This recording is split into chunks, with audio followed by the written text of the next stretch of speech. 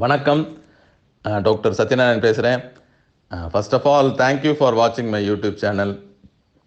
என்னுடைய யூடியூப் சேனலை பார்ப்பதற்கு எல்லோருக்கும் என்னுடைய மனமார்ந்த நன்றிகள்.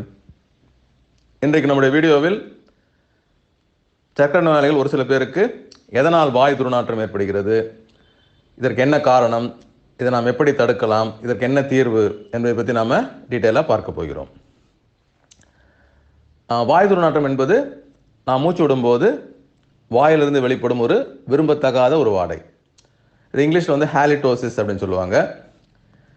இது ஏற்படுவதற்கு பொதுவான காரணங்கள் பார்த்தீங்கன்னா, ஒன்று வளரும் பிள்ளைகள், அவர்களுக்கு வந்து பல் எப்படி துலக்கணும்னு தெரியாது, அதனால் வாய் துர்நாற்றம் ஏற்படும்.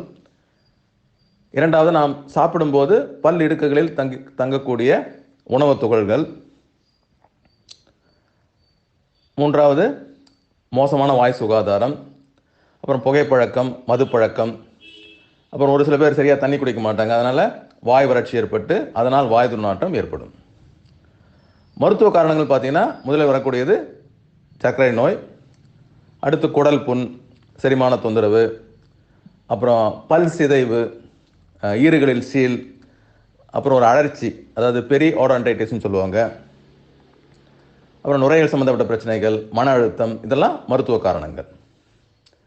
சரி, சர்க்கரை நோயாளிகளுக்கு எதனால் வாய் துர்நாற்றம் அதிகம் ஏற்படுகிறதுன்னு பார்த்தீங்கன்னா, முதல்ல ஃபஸ்ட்டு காரணம், பொதுவாக சர்க்கரை நோயாளிகளுக்கு அந்த நோய் எதிர்ப்பு திறன், இம்யூன் சிஸ்டம் வந்து ரொம்ப வீக்காக இருக்கும்.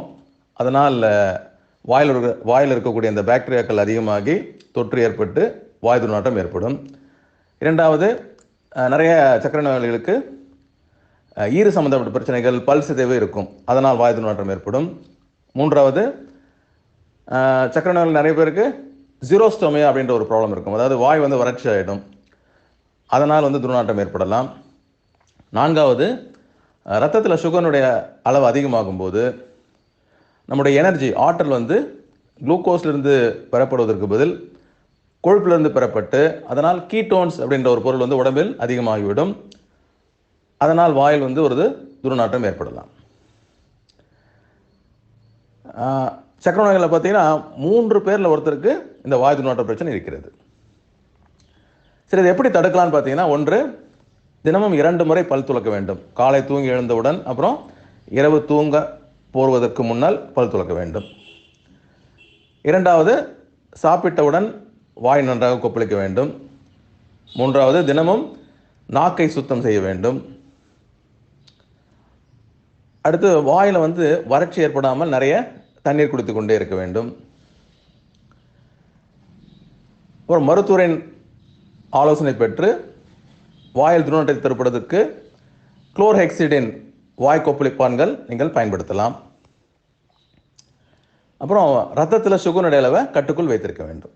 ஸோ இது போன்ற சர்க்கரை நோய்கள் இருந்தீர்கள் என்றால் வாய் துர்நாற்றம் வராமல் ஓரளவு நீங்கள் தடுக்கலாம். ஸோ இன்றைக்கி சொன்ன தகவலாம் பிடிச்சிருக்குன்னு நினைக்கிறேன். இந்த வீடியோ பிடிச்சிருந்தால் லைக் பண்ணுங்கள். மறக்காமல் என்னுடைய சத்யா ஹெல்த் அப்படின்ற யூடியூப் சேனல் சப்ஸ்கிரைப் பண்ணுங்கள். நன்றி, வணக்கம்.